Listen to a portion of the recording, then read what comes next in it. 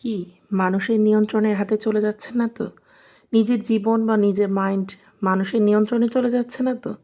আমরা কিন্তু নিজের অজান্তেই অনেক সময় মানুষের নিয়ন্ত্রণে চলে যাই এবং আমরা বুঝতে পারি না।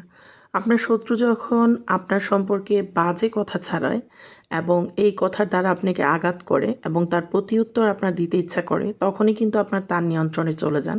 আপনি সবসময় মনে রাখবেন যে যখন আপনার শত্রু আপনাকে আক্রমণ করে আপনার বিরুদ্ধে কথা বলে আপনাকে নিয়ন্ত্রণ করতে পারে না, সেই মুহূর্তে সে আপনার চরিত্র, ক্যারেক্টার এবং আপনাকে নিয়ে বাজে মন্তব্য করা শুরু করবে এবং আশেপাশে পাড়া প্রতিবেশী সবার কাছে আপনার সম্পর্কে খুবই বাজে মন্তব্য করে আপনাকে ছোট করার চেষ্টা করবে।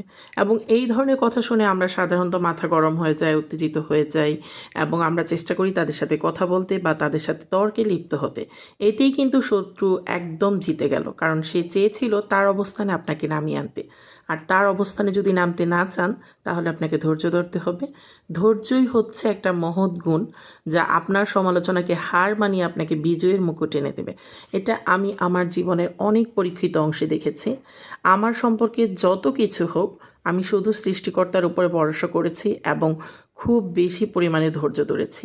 কঠিন থেকে কঠিন পরিস্থিতি যখন তৈরি হয়েছে, তখনও নিজেকে শান্ত রাখার চেষ্টা করেছি এবং চেষ্টা করেছি নিজের অবস্থান যেন সবসময় সম্মানের সাথে থাকে।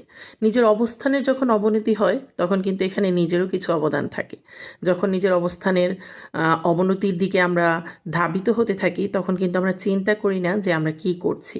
বিবেকে যখন নাড়া দেয় অন্যের আচরণ এবং অন্যের ব্যবহার দ্বারা আমরা যখন কষ্ট পাই, আমরা চেষ্টা করি তৎক্ষণাৎ মুহূর্তে তাকে জিজ্ঞেস করতে, কেন নিজের সম্পর্কে এরকম মিথ্যা রটনা রটিয়ে অন্যের কাছে নিজেকে খারাপ করা হলো। আসলে এটাই হচ্ছে আপনাকে অ্যাটাক করার মূল উদ্দেশ্য। শত্রু সবসময় চাইবে আপনার সমালোচনা করতে এবং আপনাকে অ্যাটাক করে আপনাকে দুর্বল করে দিতে।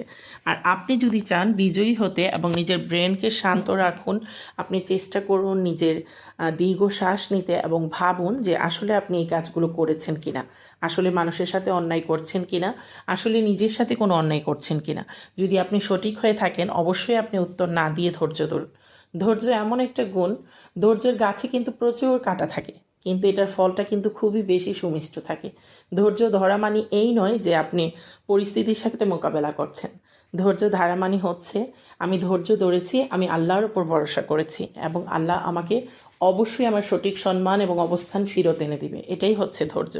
কঠিন সময় ধৈর্য ধরে চুপ থেকে শান্ত থেকে আল্লাহর উপর সাহায্য চেয়েই হলো ধৈর্যটা মূলত ধরতে হয়। শত্রুর কাছে পরাজিত না হওয়ার প্রধান হাতিয়ার হচ্ছে ধৈর্য। আর একজন মুসলিম হিসেবেও কিন্তু আমাদেরকে ধৈর্য ধরার কথা